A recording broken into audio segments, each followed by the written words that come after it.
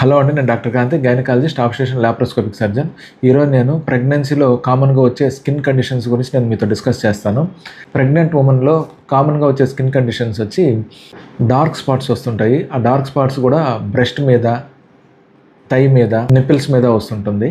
దాంతోపాటు మెలాస్మా అంటారు. మెలాస్మా అంటే ఫేస్ మీద డార్క్ స్పాట్స్ వస్తూ ఉంటుంది.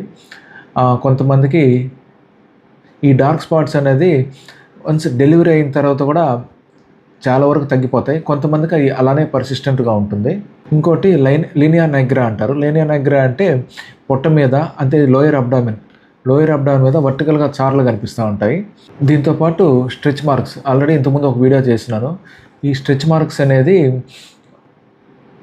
సైడ్స్, షోల్డర్స్ మీద, బటక్స్ మీద, మెయిన్ అబ్డామిన్ మీద కనిపిస్తుంటాయి. ఇప్పుడు ప్రెగ్నెన్సీ అడ్వాన్స్ అయినప్పుడు బేబీ అనేది వెయిట్ పెరుగుతుంది కదా, అట్లా స్కిన్ అది స్ట్రెచ్ అయినప్పుడు ఈ స్ట్రెచ్ మార్క్స్ వస్తుంటాయి. అక్నే అంటే పింపుల్స్. ఈ పింపుల్స్ కూడా ప్రెగ్నెన్సీలో ఇంకా ఎక్కువ అగ్రవేట్ అవుతాయి. ఈ పింపుల్స్ అనేది ఆయిల్ స్కిన్ ఉన్న వాళ్ళకు వస్తుంది. ఈ యాక్ని అంటే ఈ పింపుల్స్ అనేది డెలివరీ అయిన తర్వాత మళ్ళీ తగ్గిపోతుంది.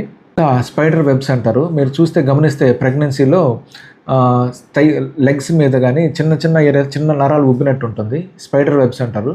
ఆ స్పైడర్ వెబ్స్ కూడా డెలివరీ అయిన తర్వాత తగ్గిపోతుంది. నెక్స్ట్ వచ్చి వ్యారికోస్ వెయిన్స్. వ్యారికోస్ వెయిన్స్ అంటే మీరు గమనించవచ్చు, కాళ్ళ మీద నరాలు ఉబ్బుతుంటాయి. ఈ వ్యారికోస్ వెయిన్స్ అక్కడ కానీ రెక్టమ్ దగ్గర కనిపిస్తాయి వ్యారికోస్ వెయిన్స్. ఇంకా వల్వా అంటే యోని పెదవుల మీద కూడా వ్యారికోస్ వెయిన్స్ కనిపిస్తుంది. ఈ వ్యారికోస్ వెయిన్స్ అని బిడ్డ పెద్దదయ్యే కొద్దీ ఆ ప్రెషర్ గ్రేటర్ వెయిన్స్ మీద పడి ఈ వ్యారికోస్ వెయిన్స్ వస్తుంది. ఈ వ్యారికోస్ వెయిన్స్ కూడా బేబీ డెలివరీ అయిన తర్వాత తగ్గిపోతుంది. వ్యారికోస్ వెయిన్స్ తగ్గించేందుకు స్టాకింగ్స్ అంటే సాక్స్ కూడా వాడుకోవచ్చు. సెడెంటరీ గమ్మున పడుకోకుండా లేచి నడిచినా, వాకింగ్ చేసినా కానీ ఈ వ్యారికోస్ వెయిన్స్ అనేది వచ్చే అవకాశాలు చాలా తగ్గుతుంది. దాని తర్వాత హెయిర్. ప్రెగ్నెన్సీలో మీరు గమనిస్తే హెయిర్ కూడా బాగా థిక్ అవుతుంది. డెలివరీ అయిన తర్వాత మీరు గమనిస్తే ఆ థిక్నెస్ అంతా తగ్గిపోతుంది.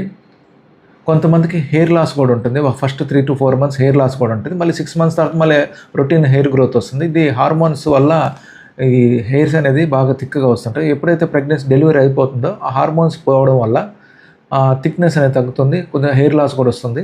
6 months తర్వాత హెయిర్ మళ్ళీ నార్మల్గా హెయిర్ గ్రోత్ వస్తుంది. కొంతమందికి నెయిల్స్ కూడా చూస్తే నెయిల్స్ కూడా బాగా తొందరగా పెరగడం జరుగుతుంది. ఇది వాళ్ళ టాపిక్. మరిన్ని టాపిక్స్కి ఛానల్ లైక్ చేయండి, షేర్ చేయండి, సబ్స్క్రైబ్ చేయండి. ఇంకేమైనా డౌట్స్ ఉన్న కింద కామెంట్ చేయండి, నేను తప్పకుండా రిప్లై ఇస్తాను. Thank you.